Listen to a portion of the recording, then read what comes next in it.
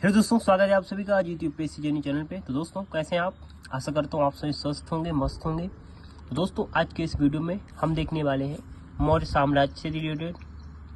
हमारे मौर्य साम्राज्य के जितने भी शासक हैं, 3 शासक हुए हैं। पहले चंद्रगुप्त मौर्य, बिंदुसार जी और अशोक।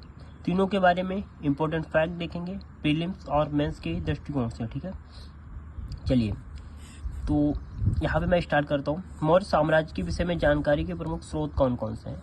मैंने एक डायग्राम बेस्ड यहाँ पे बनाया है, पर उन चीज़ों को रिलेट किया है। देखिए, तो पहला है क्षेमेंद्रकृत बृहत कथा मंजरी, दूसरा है मेगास्थनीज का इंडिका, तीसरा है रुद्रदामन का जूनागढ़ अभिलेख, फिर है बौद्ध और जैन ग्रंथ, अशोक के अभिलेख है, विशाखदत्त की मुद्रा राक्षस है, सोमदेवकृत कथा सरिस्सर, फिर कौटिल्य का अर्थशास्त्र। ठीक है, इतनी चीज़ों से हमें पता लगता है, इतने साक्ष्य हैं जिनके माध्यम से मौर्य साम्राज्य के विषय में जानकारी के पता लगता है। ठीक है, आगे देखते हैं।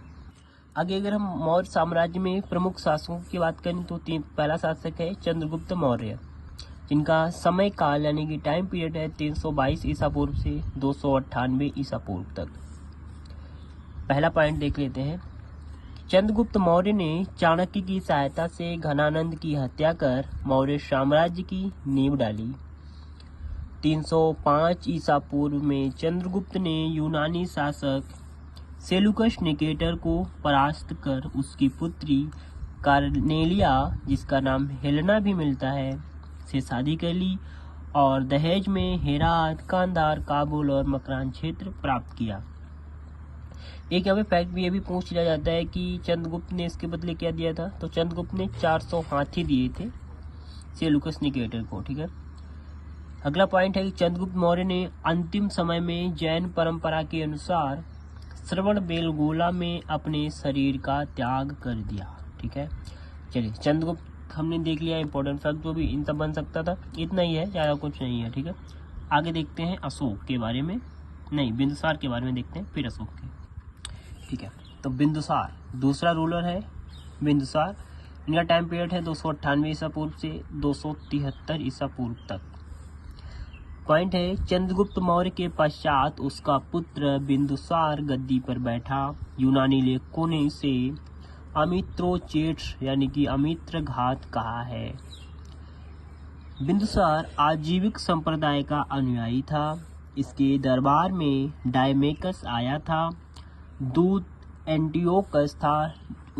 ये डायमेकस जो था ये एंटियोकस का दूत था। ठीक है, अगला पॉइंट है एथेनियस के अनुसार, अकॉर्डिंग टू एथेनियस, बिंदुसार ने एंटियोकस से मदिरा, सूखे अंजीर तथा एक दार्शनिक भेजने की प्रार्थना की थी, जिसमें हुआ ये था कि एथेनियस ने मदिरा और सूखी अंजीर भिजवा दी थी, लेकिन दार्शनिक नहीं भिजवाया था, क्योंकि उसने कहा था कि हमारे देश में दार्शनिक मतलब नहीं भेजे जाते, दार्शनिकों का जो है बेचना निषेध है यानी कि मना है। अगला पॉइंट है इसके दरबार में टॉलमी फिलाडेल्फस मिस्र का जो था राजदूत डायनोसियस भी आया था। ठीक है, अगला पॉइंट है बिंदुसार के समय तक्षशिला में विद्रोह हुए, जिसे दबाने के लिए पहली बार सुसीम को और बाद में अशोक को भेजा गया। सबसे पहले सुसीम को भेजा गया, जो कि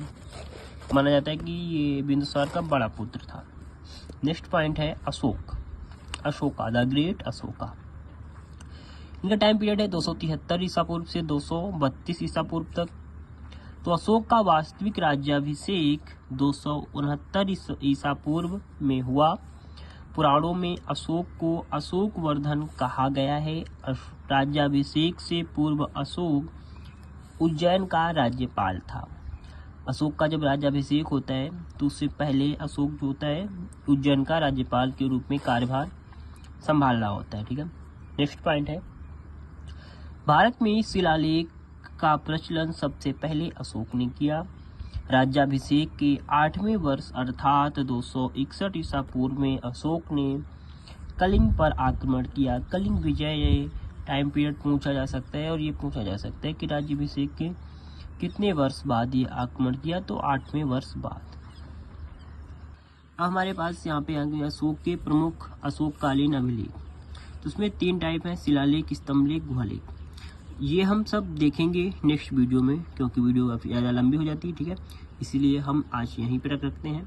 अगर आप हमारे चैनल पर नए हैं तो प्लीज़ सब्सक्राइब कर ऑल बेल का ऑप्शन दबा दीजिए, क्योंकि जब भी मैं वीडियो दूसरी अपलोड करूँगा या अन्य वीडियो डालूँगा तो आपको इन्फॉर्मेशन मिल जाएगी। अगर वीडियो अच्छी लगी हो, जानकारी अच्छी लगी हो तो लाइक कर दीजिएगा, ठीक है।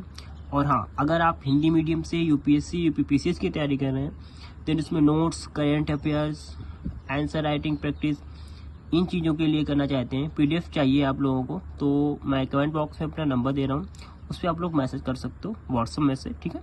मैं पीडीएफ प्रोवाइड करा दूंगा। Okay, thank you so much.